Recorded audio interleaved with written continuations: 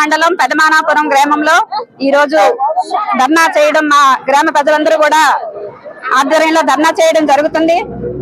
సమస్యల పరిష్కారం కోసం ఏంటంటే ఫ్లైఓవర్ ఓపెనింగ్ అయ్యింది కానీ మాకు ఏ సౌకర్యాలు కల్పించకుండా ఓపెన్ చేసేసారు. అటు టోల్ గేట్ కూడా ఓపెన్ చేసేసారు. మరి ఈ సమస్య పరిష్కారానికి ఇటు బస్ స్టాపులు కూడా ఆగడం లేదు. పిల్లలు వృద్ధులు మాలాంటి వాళ్ళం కూడా చాలా ఇబ్బంది పడాల్సి వస్తుంది. 2 కిలోమీటర్లు నడవలసి వస్తుంది. ఒక 10 బస్సులు ఆపితే అందులో ఒక బస్సు ఆపడం కూడా జరగడం లేదు. మరి గేట్ కూడా క్లోజ్ చేసేస్తున్నారు. ఆ గేట్ క్లోజ్ చేయడం వల్ల మా రైతులు అందరూ కూడా ఇబ్బంది పడుతున్నారు. నేను చనిపోయిన మా వాళ్ళంతా చనిపోయిన శవాలు కూడా ఆ గేట్ మీద వెళ్ళే తీసుకెళ్లాలి, లేదంటే చుట్టూ తిరిగి 2 కిలోమీటర్లు దాన్ని నడవాలి. మరి రైతులు కూడా గుండెలు పిండిలు పట్టుకెళ్లాలన్నా మరి వాళ్ళు కూడా నీడకెక్కి వెళ్ళాలి. మెట్లు ఇచ్చారు కానీ అది ఎవరు కూడా ఎక్కే పరిస్థితి కాదు. మాకు పరిష్కారం చూపించాలి. మరి కొండపల్లి శ్రీనివాసరావు మినిస్టర్ గారు మా గ్రామాన్ని దత్తత తీసుకున్నామన్నారు. మరి ఇంతవరకు చూసాం మా సమస్య పరిష్కారం అవుద్దని. ఏ సమస్య కూడా పరిష్కారం కాలేదు.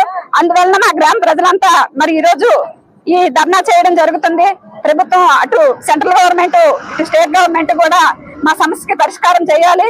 చేయకపోతే మరింత ఉద్రేకం చేస్తామని ఈ సభాముఖంగా తెలియజేసుకుంటూ